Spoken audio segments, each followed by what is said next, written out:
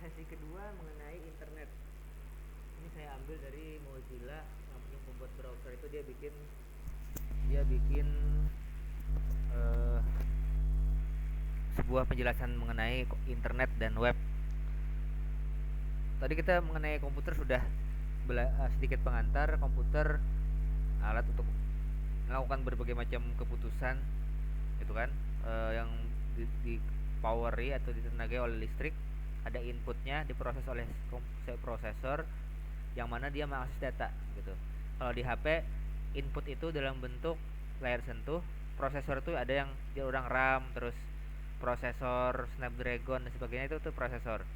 Sedangkan backupnya, datanya adalah data yang ada di HP kita gitu, data aplikasi, data gambar, data foto, data tulisan dan lain-lain. Lalu dikeluarkan dalam bentuk output, dalam bentuk tampilan yang ada di layar kita. Oke. Sekarang komputer komputer itu saling terhubung. Ini sebenarnya mirip juga dengan HP, tapi komputer merupakan teori dasarnya. Jadi komputer tadi itu yang bisa melakukan berbagai macam tindakan itu saling terhubung. Ada sebuah jaringan sederhana namanya, gitu kan? A dan B langsung terhubung pakai kabel, gitu.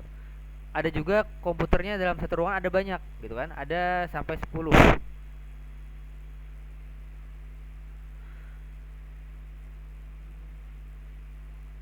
Untuk terhubung dengan kan repot tapinya, karena ketika 10 komputer, maka dia butuh, setiap komputer butuh lubang kabel 9 buting untuk terhubung ke 10 komputer lainnya. Dan total ada 45 kabel. Tuh. Hitung aja itu, bujur gak 45? Kalau 10 komputer, bagaimana dengan komputer yang ada di seluruh dunia, jutaan komputer? Maka tentu ini membutuhkan penyederhanaan, gitu kan? Maka ada yang namanya router, gitu, router sistem. Jadi router inilah yang di tengah, yang menghubungkan semua komputer yang 10 buting ini. Jadi ketika B mau ke G, cukup menghubungi ke sini, maka dia akan ke tengah ini akan menghubungkan ke G, ke F, ke E dan lain-lain. Gak ada perlu komputer pakai 10 kabel, gitu. Oke ya, bisa dipahami ya. Terus ini kan satu jaringan. Gimana di dalam satu rumah ada 10 komputer yang dihubungkan dengan ini? Bagaimana cara kita berhubung dengan rumah sebelah, tetangga di rumah kita atau di kantor di ruangan sebelah kita? Maka pakai jaringan dalam jaringan, gitu. Di jaringan sebelah kanan, sebelah kiri terhubung lagi dengan jaringan sebelah kanan, gitu. Jadi butuh dua penghubung atau router. Nanti kalau jaringan makin banyak seperti ini, router adalah untuk menghubungkan semua itu. Tetap saja setiap komputer membutuhkan hanya satu kabel saja yang terhubung ke router. Router ini berhubung ke router induk yang berhubungan dengan router-router cabang lainnya. Oke, ini dalam satu kantor ya, ruangan A, ruangan B, ruangan 1, ruangan 2, ruangan 3. Bagaimana kalau mau berhubungan dengan gedung sebelah atau gedung yang ada di Kota Banjarmasin, Kota Banjarbaru? Maka perlu sebuah penghubung. Itu.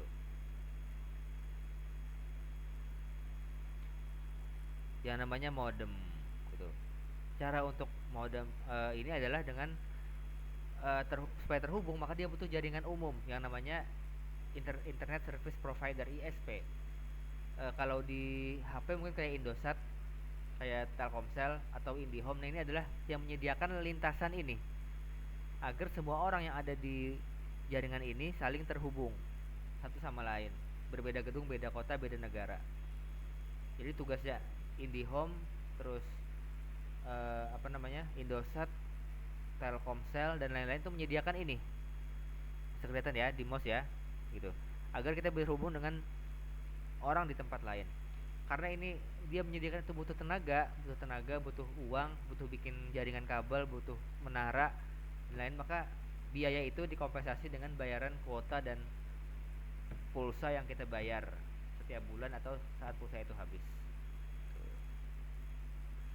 Nanti bagaimana cara kita terhubung dengan komputer B di sini dengan komputer B yang di sini? Maka kita mengetik sebuah alamat seperti ini, 192.168.2.0. Ini kan kita menghafalnya ngalih, gitu kan?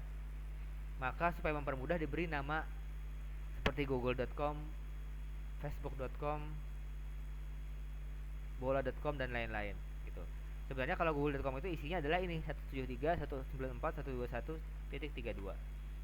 Jadi kode angka inilah yang diterjemahkan dalam sebuah tulisan agar mempermudah google.com dan lain-lain.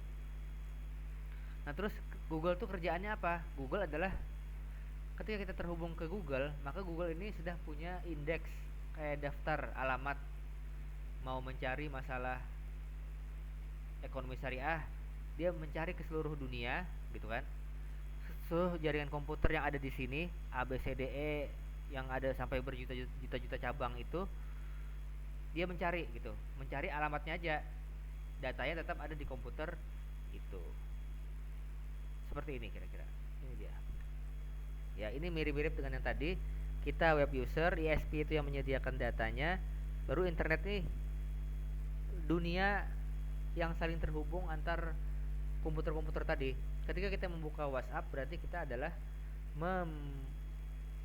memasuki internet dengan perantara ISP, Telkomsel, IndiHome dan lain-lain untuk mengakses servernya. Si server itu tempat penyimpanan ya, memorinya ampun si WhatsApp gitu. Jadi hati-hati kalau kalian berbicara, maka mungkin pernah ada kasus kayak misalnya apa, bisa dilacak nih kejahatan melalui riwayat chatting, riwayat video call dan lain-lain. Bahkan mungkin kalau ada kisah artis terlibat video porno itu kan sebenarnya bisa jadi kayak gitu gitu. Ketika dia mengupload video disimpan di Google Drive misalnya. Google Drive-nya yang kan ini Google Drive di sini. Itu yang ditembus oleh orang asing dari luar untuk menembus data kita yang disimpan di internet. Jadi data kita itu semua di internet. Ketika kita memasukkan user ID, username Google, itu data kita disimpan di Google, password kita disimpan di situ, foto-foto kita disimpan di situ, riwayat pencarian kita disimpan di situ. Jadi hati-hati dalam berinternet karena ketika kita masuk ke internet, maka seperti hutan rimba, semuanya bisa saling membahayakan, bisa saling menguntungkan juga gitu. Contohnya, tapi memang para penyedia jasa internet mereka mengatasi masalah keamanan ini dengan sebaik-baiknya supaya para pengguna jasa mereka merasa aman. Contohnya kayak WhatsApp, ini saya ambil dari WhatsApp.